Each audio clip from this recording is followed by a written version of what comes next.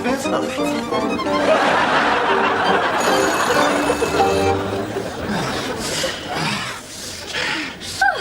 How was that? Great. There'll be many men you can use to time a pan of soft-boiled quail's eggs. 55 seconds. Perfect. Less than a minute, eh? Getting quicker. Yeah, well, I suppose I better go outside and mingle with these polyester-clad peasants who are cluttering up my drawing room. God, look at all those man-made fibres. Every time I shake hands, I get an electric shock. Sarah, what are these people? Darling, they're your constituents. Some of them, my friend. My what, humans? Constituents. People you're supposed to help and advise. Well, darling, I'd willingly help this lot, but unfortunately, euthanasia is illegal in this country. Come on. Hello, everyone. Hello. Quail's egg. I got them myself. Thank you. There's one constituent with a really large problem that you could solve with a flick of your pen. Darling, I've told you 100 times, I'm not wasting £300,000 on an indoor equestrian centre for you. Why not? Because I know you. You'll only use it once. It's like that ocean-going yacht you made me waste £1 million on. Whatever happened to that? It ran out of petrol. Hello. Hello. Hello. Anyway, you didn't really buy that yacht for me.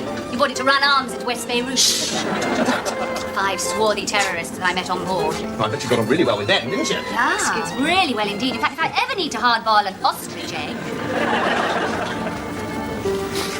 Yes, Piers, I just heard the most awful thing. What? You know there's going to be an election within the next 18 months. Is it ready, Piers? Quickly, alert the press. Quick. Mr. Bastard? Yes, what? Would it be too impossibly rude of me to ask why you haven't held a single surgery since 1988? No, not at all. No more rude than it would be for me to say that your skin makes General Noriega look like Katie Boyle. And that your breath would disgrace a 2,000-year-old mammoth who'd just been thawed out after 1,000,000 years underneath the Siberian tundra. And whose last meal before he died was 5 tons of garlic. There. Now when you tell your friends you've never been so insulted, you'll be telling the truth, won't you? I've got to talk to you. Piers, would you like a champagne cocktail? Yes, please, Alan. There. Go away. Hello. Hello. I'm, of course, Alan Bastard. That's right, the MP. And you're the only creature in this room that doesn't resemble one of Dr. Frankenstein's failed experiments. What's your name? Cher. Cher. How delightful. Named after the rock singer, film star, and plastic surgery enthusiast. Tell me, have you ever slept with an MP? No, but I'm hoping to quite soon. Really? Well, you won't be disappointed. I haven't been so far. My favourite. Can you see that man talking to Sarah? Yes, I can, Piers. But unfortunately, you can't. Why don't we pop upstairs, my dear? I've got a large collection of magazines. 300 grand? I'd build equestrian centre at 200. Cash. And I know where you could get a good stallion to go with it. So you'd really put it up for me? Just ask. How long would it take? As long as you like, Mrs. Bastard. Oh, Sarah. I'll call you tomorrow. Mr. Price, is it true that you're engaged to be married? Aye, I am. She's a lovely, innocent lass, but, well, you and me, we're people of the world. A small, discreet liaison. What the hell's she doing talking to him? Apparently, once they've got the gerbil out of the What cold... do you think you're at, mister? Do you mind? I'm speaking to this delectable young lady. That's my bloody fiancée. Well, then you should be gratified that someone as important and influential as myself should be speaking to the woman of a nobody. Who is he, anyway? I'm Ken Price. And you'd know that if you spent more than 5 minutes a year in your bloody constituency. Well, 5 minutes a year is too long to spend with loud-mouthed cradle snatchers living here. At least I live in constituency. At least I can find my way around Alton Price without the use of a guide dog. At least my business is based in Yorkshire and benefits Yorkshire. Don't tell me you run a flourishing chain of tripe shops. I own Price-Wise Builders, the biggest house builders in the north. Oh, so you're responsible for that estate of vile little stack of pleb maisonettes that's ruined my view across the moors. Affordable homes for tomorrow's families.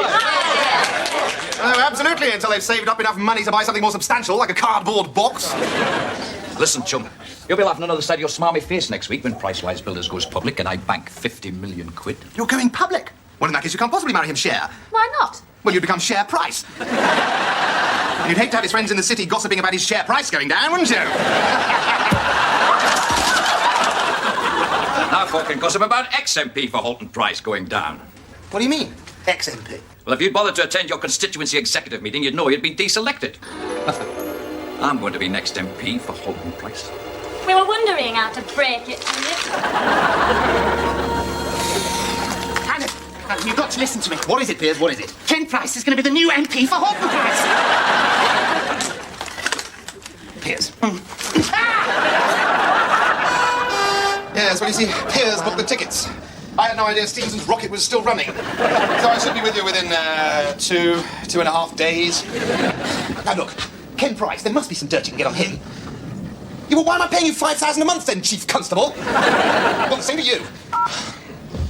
But what are you doing? Get these off my chair! No. I was just checking some stamps that I bought at the Harrogate Stamp Fair yesterday. Really?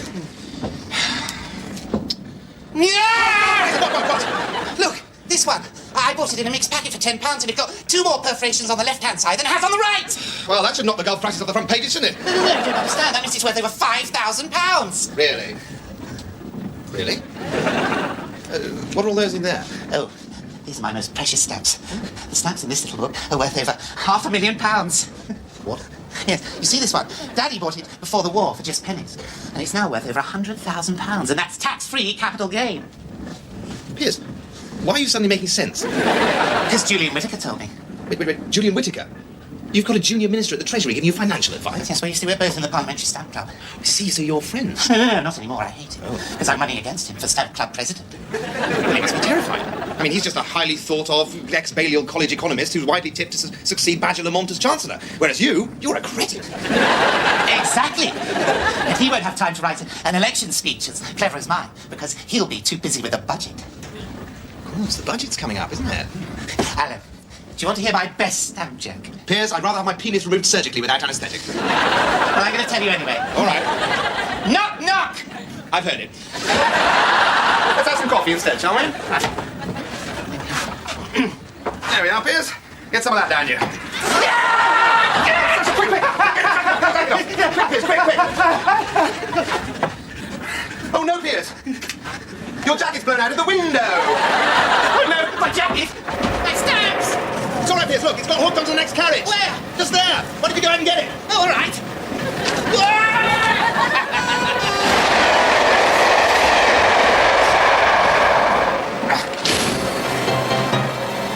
Thank you, Piers.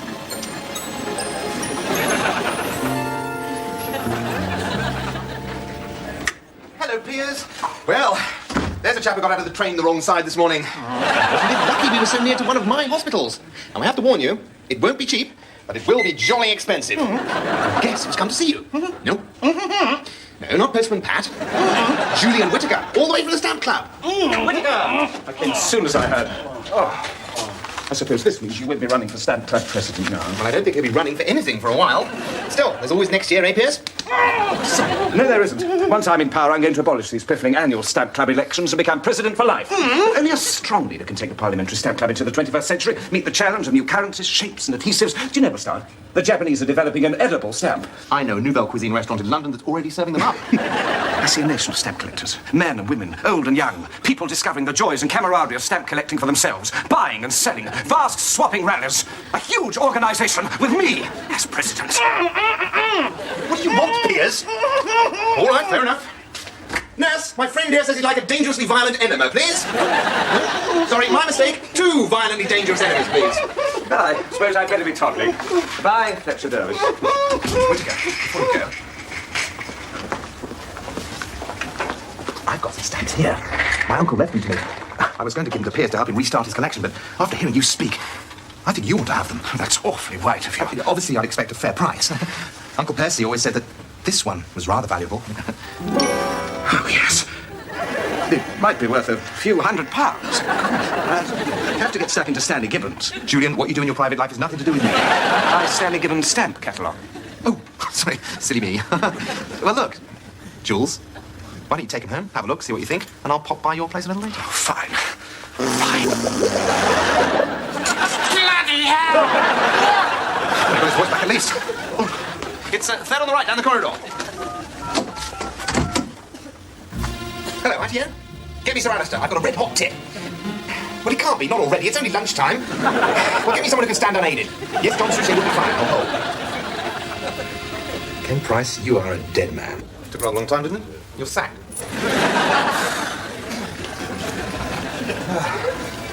Maggie! Love the trouser suit. Oh, sorry, Hasseltine, I didn't know it was you. Alan Bastard. Stella Crossman, economics correspondent, Independent Television News. Well, how do you do? Please. I'm here because John Suchet has had a tip. I knew he was Jewish. To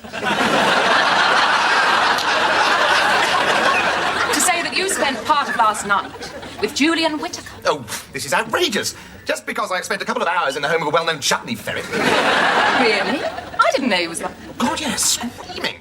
In that case, I'm even keener to know what you were doing at his flat till 2 a.m. this morning, the day before budget day. Look, if you must know, Julian was just valuing some old stamps that have been left me. He's very high up in the Parliamentary Stamp Club. Yes, I have read the cutting. I was going to sell the stamps and use the money to build half a dozen start-up homes in a spare piece of farmland I own in Horton Price. Because, as you probably know, the lack of affordable accommodation for working-class villagers is a subject very close to my heart. I find that difficult to believe. Oh, well, it's true. The last time I had a barbecue, I had to bust the wretched waitresses in from Leeds. Oh, well, I suppose a Bastard good deed story must have some rarity value. When are you going to start this building work? When indeed. I said I was going to build them. But there's no point building anything, not now that... Not now what? Oh, nothing. Nothing at all, please. Please, forget I said anything. Where are my manners? Let me get you a drink. Waiter! Owen! David! Couple of drinks over here, would you? Is that who I think that is? Yes, a tragic end to a glittering political career. How amazing! It was actually very good. He's very knowledgeable on claret. One tip, though. Never ask him to organise a party. Why are we talking about him? We should be talking about us. Stella. You are a very attractive woman. Yes, I know. Why aren't you going to build these houses now? Is it something Whittaker's told you? Something to do with Tuesday's budget? No. No. Then what? I won't let go, Alan. I'm the most tenacious journalist at ITN. I'll follow you round.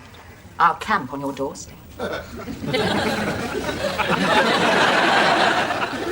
right. All right. I can never resist you hard-boiled, power-dressed career women. This is it. Badger Lamont is going to abolish tax relief on mortgage repayments. He's what? But that will decimate the building industry. Don't talk to me about it. One of my constituents is the biggest house builder in the north. This is dynamite. Yes, I know. If it's the truth. Oh, charming. That's charming. You deliberately use your sexuality to get me to betray your confidence, and then you call me a liar.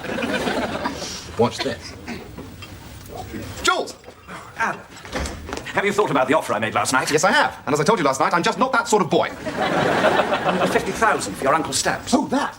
Oh, Julie, I don't know. 50,000. I mean, maybe I should get Piers Fletcher Dervish to give me a second opinion. Fletcher Dervish? What does he know about stamps? It's all he can do to find his own backside with 2 hands. Look, no one in Parliament knows more about stamps than me. Sell me those stamps, and when I'm president for life... Oh, Julie, be more discreet. There may be other Stamp Club members present, people who aren't so keen on the idea of abolition. I don't care who hears. Abolition is the only answer if we're to go into the 21st century with any sort of confidence. Now, what about my offer? I'll go up to 60,000. I've got the money here.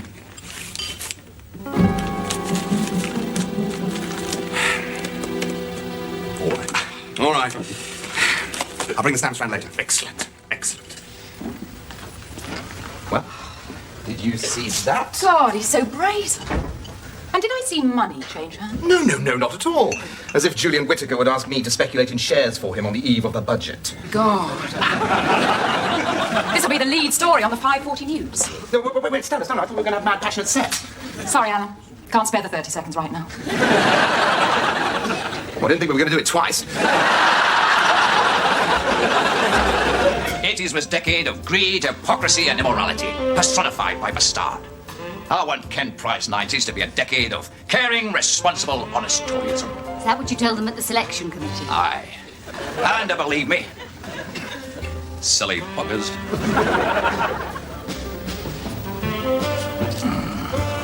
God, this is great. I've got Bastard's seat.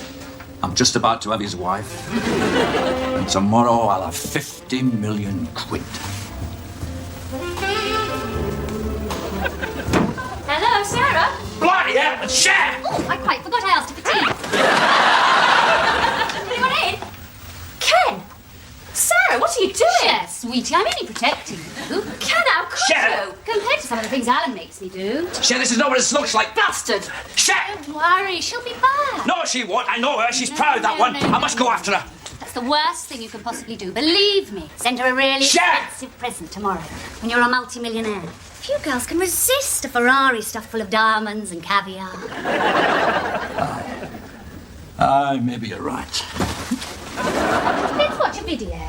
Get us back in. Shares in building companies are expected to plummet following the leak that mortgage interest tax relief will be abolished in the budget on Tuesday. What about In the this? studio joining me 90,000 is Alan Bastard. Shut up, you silly bitch. Mr. Bastard, did Julian Whittaker actually tell you outright that the Chancellor intends to abolish mortgage relief at a stroke? No, he didn't, no. At least I don't think he meant to. It just sort of slipped out while he was making homosexual advances to me. Advances which I could reject. Do you think that this leak will have a damaging effect on the flotation tomorrow of Price-Wise Properties, which is owned by your constituent, Kenneth Price. Well, I think it's bound to. The way I see it, there's no point offering your company to the public just when building shares are going down the toilet. If I'm a Ken Price, I'd postpone the whole thing, but of course he can't, because he'd already be committed to paying several £1 million worth of stockbroking commission. It's a tragedy. He's such a nice man. He's about to get married to such a lovely little girl, and this will destroy him. And if you're watching Ken, I'm really sorry. Ken, are you all right?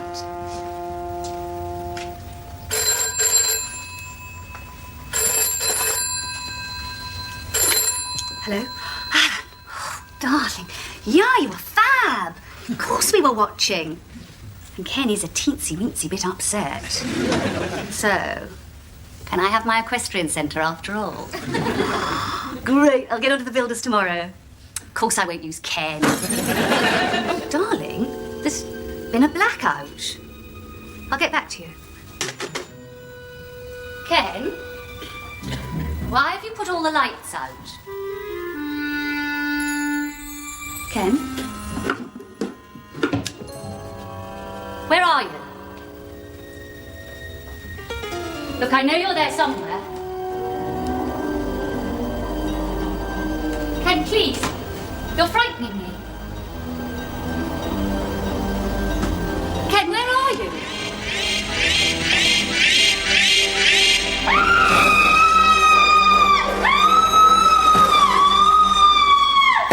Well, I think everything went very nicely, don't you? Absolutely, darling. Couldn't have been better.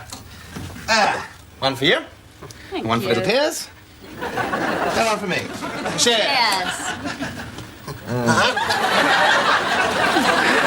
You got your seat back, I got my stud. And Piers became president of the Stamp Club after all. Did I, Alan? Of course you did, Piers. After Whittaker was forced to resign, you were the only one left in the election. Yes, of course. And you scraped in after the second recount. What's the matter, Piers? Well, I lost all my best stamps when Alan helped me out of the train. Well, just you cheer up, little Piers. Because while you were lounging around in my very expensive hospital, I was scouring the stamp dealers of Britain. And I managed to replace your entire collection. Oh, Alan. They weren't cheap, though, Piers. Some of them were very expensive. Oh, no, I'll pay you, Alan. Of course you will, Piers. The invoice is in the back of the wallet. This is wonderful. You've managed to replace every single one, and I thought 3 of them were unique. Well, there you are, Piers. It must just be your lucky day. The spare bed. Well, Mrs. Macbeth, how should we celebrate this? Well, I don't know about you, but I quite fancy a soft-boiled egg. You're going to be watching this, Piers? Well, I don't think so. Off you go. let me down, Alan. Be quiet, Piers. It's not going to last long.